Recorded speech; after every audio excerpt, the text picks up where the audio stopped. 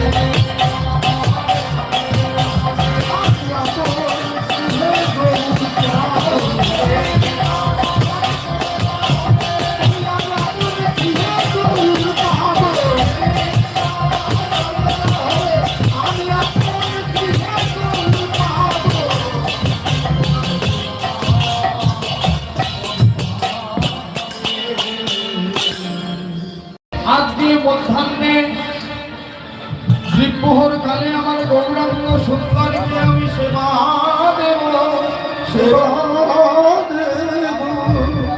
বলো বলো গৌর হরি এখনো কোথায় আছে? কোথায় আছে তো গৌর হরি? মহাপ্রভু কোন জায়গায় থাকেন জানা আছে?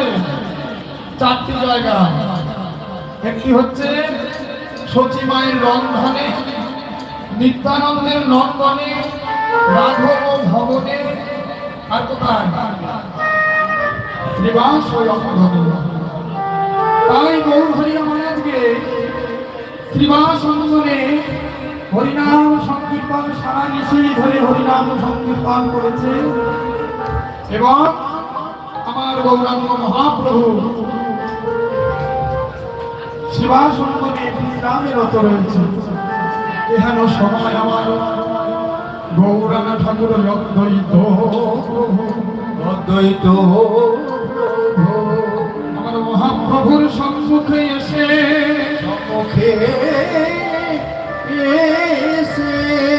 মহাপ্রভুর চরণ দুটি বক্ষে জড়ায়ে ধরে নয়ন জলে বক্ষ ভাসিয়ে গৌরের চরণ দুটি ধরে কি বলেছে জানো? আমার গৌর হরির চরণ দুটি ধরে আজকে বলছে প্রভুর কাছে আত্মসমর্পণ করে। চরণ না ধরলে কোনোদিনও এগানো যাবে না বাবা। আগে চরণটা ধরতে হবে, মাথাটা নিচের দিকে যতদিন না নামাতে পারবেন ততদিন যাই হয়ে যাবে কেন কৃপা আপনি কোনোদিনও পাবেন না। পাবেন কৃপা পেতে গেলে বৈষ্ণবের চরণ ধরে ধরতে হবে, ভক্তে মানতে হবে। তাই সীতানাথ আজকে মহাপ্রভুর চরণ দুটি বক্ষে জড়িয়ে ধরে প্রভুকে আজকে বলছে যে গৌরাঙ্গ মহাপ্রভু তুমি তো কথা দিয়ে এসেছিলে, তুমি কলিতে গৌরাঙ্গ হয়ে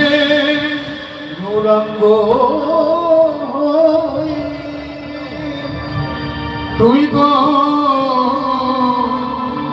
রাধা কৃষ্ণের জীবনিত তুমি কলিতে গৌরাঙ্গ হয়ে সন্ন্যাসিনীকে কাটোয়া কাঞ্চন নগরে সন্ন্যাসিনীকে কার থেকে নিয়েছিল মহাপ্রভু সন্ন্যাস? কেশব ভারতী মহাপ্রভু সন্ন্যাস গুরু দীক্ষা গুরুর নাম ঈশ্বর পরিবার। ঈশ্বর পুরীকে ধন্য করি দেব শ্রীচৈতন্য। তাই মহাপ্রভু আমার সীতানাথ কি বলছে যে প্রভু তুমি তো কথা দিয়ে এসেছিলে, কলিযুগে তুমি জীবের উদ্ধারের লাগি গৃহ ছেড়ে সন্ন্যাস হয়ে সন্ন্যাস তো তুমি নেবে প্রভু, কিন্তু প্রথম সন্ন্যাস নিয়ে মহাপ্রভু সর্বপ্রথম